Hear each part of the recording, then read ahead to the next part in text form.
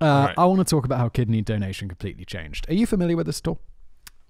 How the kidney exchange system works? An exchange system. Yeah. I think we touched it, but we never went into it before. No, it's because it's insanely cool. This is probably one of the ones that we're like, oh, I heard about this in a previous episode. Let's follow up. Open up the BBC article just so we got some pictures to look at. Alrighty. This is actually one of my favorite things ever. So there's this economist who we're about to see a picture of, or we're not. We're going to see a picture of some kidneys.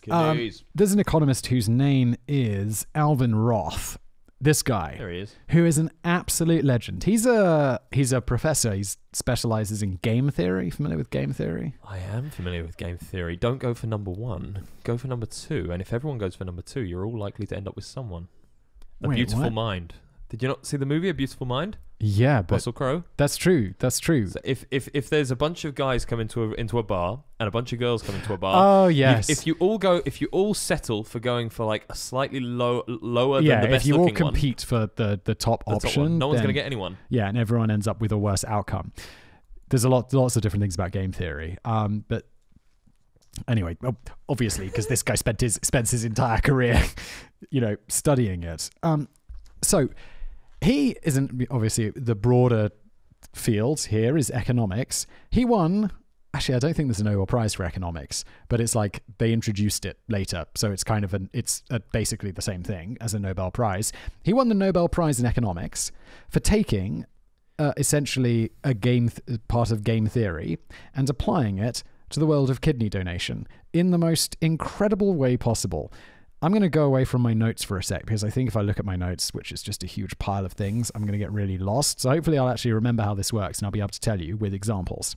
So what happens before was like, okay, so Sam, you're my buddy and you have kidney failure and your kidneys don't work anymore. And I'm like, Sam, I'm going to give you one. I want to give you one of my kidneys. Oh, he's so kind. Yeah, you're welcome. The bad news is, it's not likely that we're going to be compatible. Oh. So it's a bit of a problem. So before, you have to wait for someone to die who has your matching blood type, or you have to make someone just to make an altruistic donation. Someone's like, I want to give up one of my kidneys to someone. You have to wait for one of these two options. Dude, or if you're in China, just say that you want to buy it off a prisoner. Dude, this is so messed up. We could talk about that in the future episode. Oh. So what this guy did is he essentially set up a kidney exchange system. So what we'd do is I'd be like, I want to give you my kidney, but I can't because it's not going to work. But there is another person, let's say Peter, who also needs a new kidney, and I'm compatible with him. Okay. Great. So I can give my kidney to Peter, and then someone else in this system will you have a credit, essentially, and they will give a kidney to you. And then they will get it. And then this basically, it's an exchange system. So it's like not a market because that would be illegal and there's no money involved. But it's essentially... gifting Peter to pay Paul. Sort of.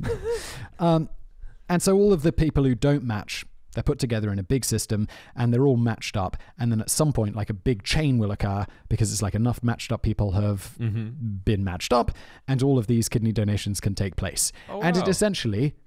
using this ingeniously, it's almost simple. It's almost when it's simple. done, you go, how did no one think of that before? But I can understand that to come up with that, you have to be a bit of a genius. Yeah, you have to be a bit of a genius. And, because normally you hear about Nobel Prize, it's like, oh, okay, so that person spent their whole life working for peace. Or I say that like, I'm sounding like that's... What an idiot. Come on. Peace. Or it's some like extreme physics thing or medicine thing. And I'm like, I have no idea how to even begin with that. But this is something you can get your head around. And you're like, okay, yeah, that makes sense. Wait, this was the first guy to think of this? And you're like, oh yeah. And he was. And then he wins a Nobel Prize. And people are getting new kidneys all the time. That's incredible. This was recent. That's lovely. It's like a couple of decades ago, I think. Does it say? It says in... no, it doesn't say. But whatever. It's not like old. This guy's still around, still a professor. How cool is that? No, that's fantastic. I like that. That's good news. I'd never heard of that before. I think I'd heard you mention it once, but I don't think this is like a thing that people know exists. This is great. Does this happen with all organs? No. Kidneys are kind of unique because you can do without one. Ooh. So you have 2 kidneys. You don't need them both. So you can't really make an altruistic heart donation. You can't say, I want to, Sam, your heart's not working, I'm going to give you my heart, because I need that. I need that. So you have to wait for someone to die. I don't know about lungs. I suppose you could do a lung, but then I think you need 2 lungs. I think you need 2 lungs. You should optimally have two lungs. Whereas you don't really need 2 kidneys. One spare. If you lose one lung, you might have to amputate 1 leg and 1 arm. Sort of oh, well, so you got half. You know, just sit still. Just don't do too much exercise. Yeah, that'd be weird, right? But people have lungs amputated and stuff because of cancers and whatnot. I think they have parts of lungs amputated. I don't think they have whole. I think they have like tops of lungs and bottoms of lungs amputated. That's not going to be. That's not nice. No, that's horrible. Don't smoke. Did you ever do the experiment at school when they blow up the lungs? They inflate the lungs. No. So they get like a sheep lung. Yeah, of course. Incredible. Yeah. Absolutely amazing. Gets really big. Really big. It's kind of nasty. Yeah. One I really remember from biology, those like put me off smoke. I mean, I don't know. I never really smoked. I never smoked. Did the smoking one, yeah. But like the pictures of the smoking. This was before they were on cigarette packages and everything. But I remember that really making an impact. Do you remember that advert? The one where they squeeze the fat out the vein. Horrible. Oh yeah, that was disgusting. Oh, really, really horrible. And it was one of those ones that really actually, I think, affected the nation in a way. It was kind of the one that pushed to the ban of smoking in public areas and things like that. Yeah. Like, 'cause you almost definitely remember like going to a restaurant and having to say non-smoking, please. Smoke it, or like smoking, non-smoking. Smoking, non-smoking, non-smoking. Non-smoking. Smoking. What was that? Mrs. Doubtfire. I don't think I ever went to my parents smoked when I was a kid. I don't think we ever sat in the smoking section though.